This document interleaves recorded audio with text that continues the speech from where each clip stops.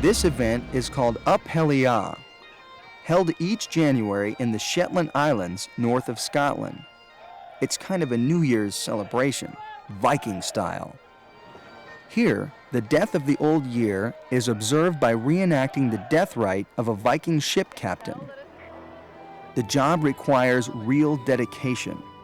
It's January, and these guys are walking through the rain by the ocean near the Arctic Circle, dressed in stainless steel. The Vikings were initially a pagan warband culture when they first started to attack. In such a society, it's a question of might is right and death and glory. They're not worried about getting in touch with the feminine side of their natures. They were one of the few peoples who didn't have direct contact with the Roman Empire. Rome never invaded Scandinavia. So, in other words, they were almost like a kind of nightmare from the past as far as Christianized Europe was concerned. They sort of exploded out of Scandinavia in the middle to the end of the 8th century and started the guerrilla raids that we all associate with them. Initially, the word Viking isn't a noun, it's a verb. You go Viking. In other words, you go raiding. Every year, the people of Lerwick construct a life-sized longboat, the Vikings' most terrifying weapon. It was a light craft designed to be moved easily over land. The dragon's heads were actually detachable. This way, if they confronted people who were weaker than they were, they'd come on as raiders. But if they came upon someone who was stronger than they were, they'd remove the dragon's head and suddenly decide that they were just traitors. Upon the captain's death, the body was laid out in a roofed grave for 10 days while ceremonial clothes were prepared. But in Viking times, there was a darker side to the last rites of a dying chieftain.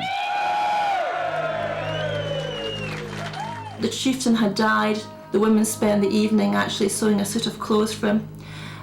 And then the men went among the women, the slave girls, and they asked one to volunteer. No, she wasn't forced. She volunteered to go with him to the other side. After days of farewells, the slave girl was led to the boat, where she was handed over to give sexual favors to 6 of the men. But the worst was still to come. The actual death, however, was very, very gruesome.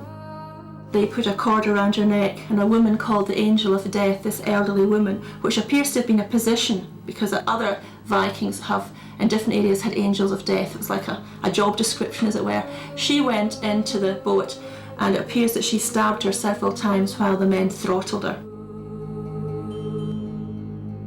And as the woman was being killed, all the other Viking men stood with their backs to the boat, and they beat their shields so the other women, wouldn't hear the screams of the dying slave girl.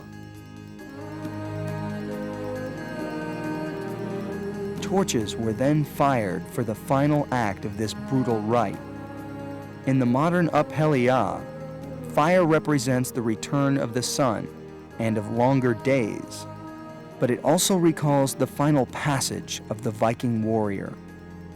The longboat was moved to a resting place filled with the captain's possessions, some herbs, and the butchered remains of livestock.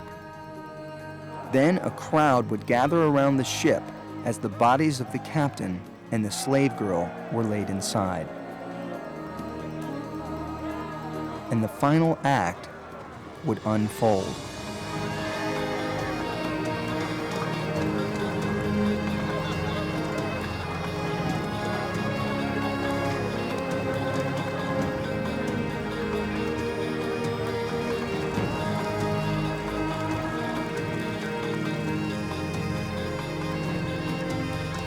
And the meaning of this elaborate send-off?